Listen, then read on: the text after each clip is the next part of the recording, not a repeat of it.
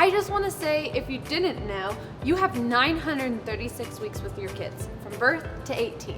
The church has 7 weeks in total, and that's if your child comes to church every single Sunday and every single Wednesday once they're of age. So the weeks go by fast, and if you parents want some new tools, I would love to chat. So here's my email below.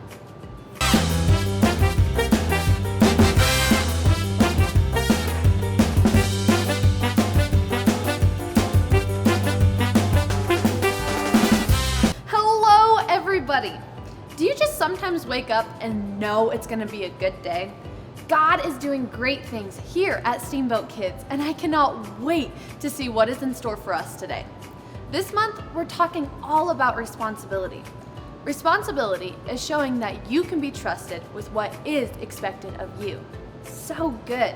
So today, we're picking up right where we left off in our awesome board game called, that's right, Steamboat Kids Island. If you're new to this game, don't worry, we'll catch you up in no time. But I'm gonna go ahead and hand this game over to the guys. All right, we are gonna practice the memory verse.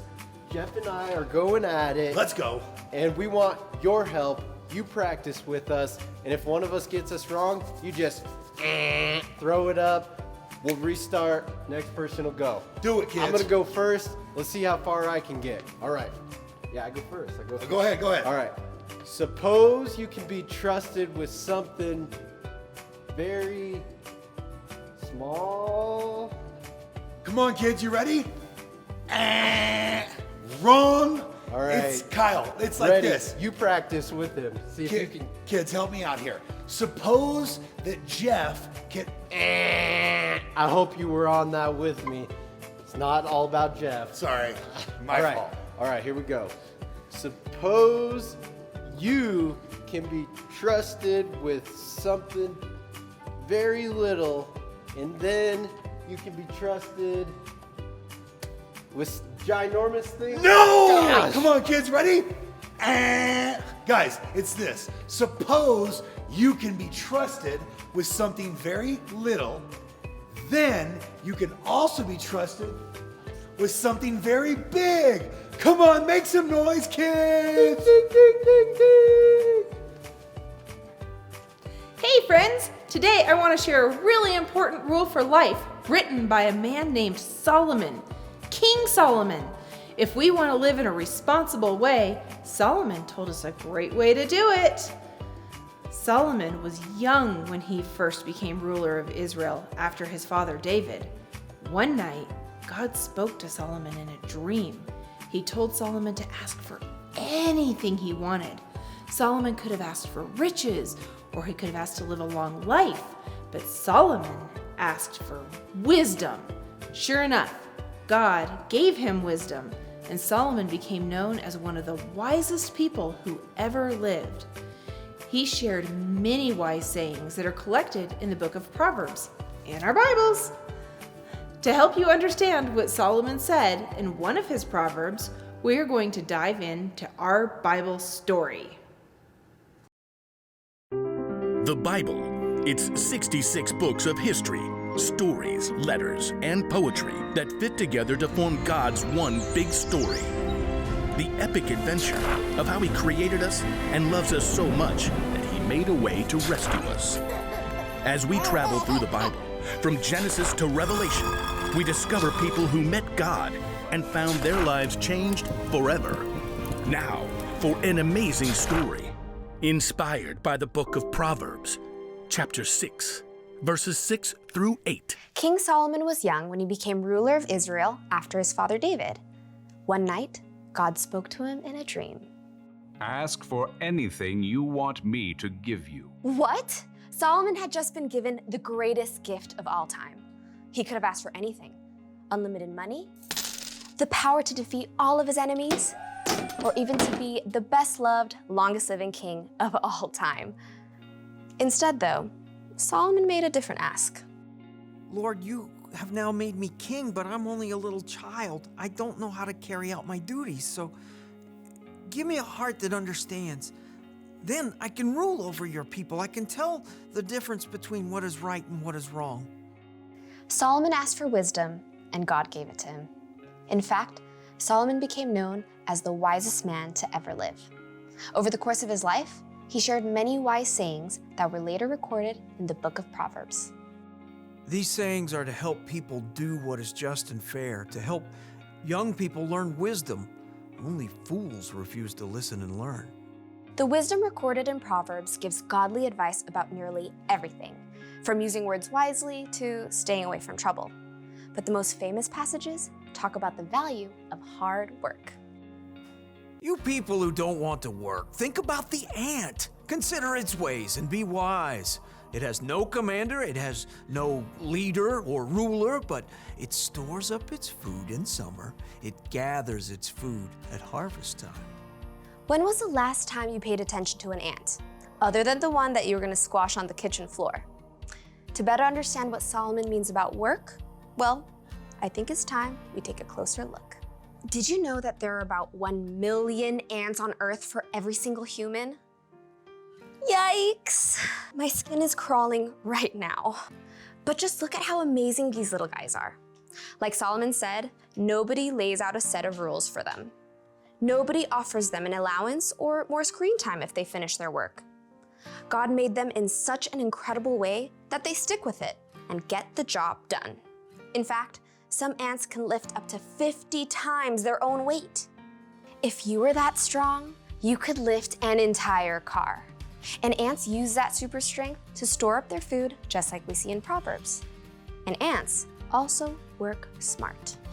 They leave a special trail of chemicals, called pheromones, that tells them where they've been so they don't get lost or repeat themselves. And ants are incredibly creative. They actually farm aphids in order to have a constant supply of the honeydew aphids release. And the ants' creativity doesn't stop there. In times of flooding, ants will even protect the queen by forming a lifeboat with their own bodies. Just like Solomon reminds us, ants do whatever it takes to gather up the food they need and to protect their colony. They know how to get the job done, and that's with only about 250,000 brain cells. But you? God made you with 10 million brain cells. He's given you everything you need to work strong, smart, and creatively. And because God has given us so much, there's so much more we can do. In the New Testament, Luke records some of Jesus' words. Much will be required of everyone who has been given much. You are creative and strong. You have a brain that works like no one else's. You are determined. And most of all, you are created in God's image. That means that you can work hard at whatever it takes to show love to God and the people He's made. Sometimes that might look like helping raise funds to provide clean water for kids on the other side of the world. Sometimes that might look like cleaning your room before your mom has to remind you 5 times. Or working hard to help your little sister to build an epic Lego palace. Whatever your work, remember Solomon's wisdom. You people who don't want to work, think about the ant. Consider its ways and be wise. It has no commander, it has no leader or ruler, but it stores up its food in summer. It gathers its food at harvest time. Be wise. Work hard. God has given you everything you need to follow through. We can choose to work hard and do our best. That's a great way to be responsible. We should work hard and keep our rooms clean and help around the house. We can work hard at listening to our teachers and doing our best on assignments and obeying the rules of the classroom. We can work hard at being a good friend and helping others and showing God's love every day. God has given us everything we need to be responsible. We can do that by working hard. That's what we need to remember today. It's a great rule for life. Remember, kids, the bottom line is to work hard. Say it with me, work hard. Yep, it's just that simple. Bottom line, work hard, just like the ants. Let's be honest. It's easy to be lazy. It's easy just to do enough to get by. But God expects more from us. He wants us to do our very best. And here's a great rule that we can follow our whole lives. And it's our bottom line. It's Work hard. All right, say it with me. Are you ready? Work hard.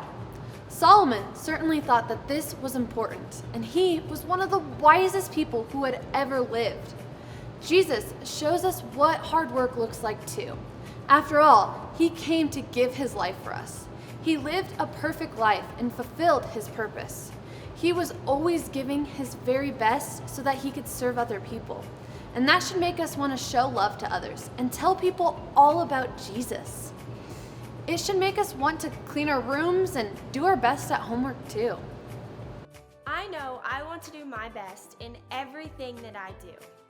Our memory verse for this month is Luke 16:10. Jesus said, "Suppose you can be trusted with something very little, then you can be trusted with something very large." When you work hard with something small, you never know. You might end up with an even bigger responsibility and the chance to make an even bigger difference. So don't wait for someone to tell you to do something. Don't wait for your mom to ask you to clean your room or for your teacher to ask for help cleaning up your space. Work hard and always give your best effort. We'll see you next week, Steamboat Kids.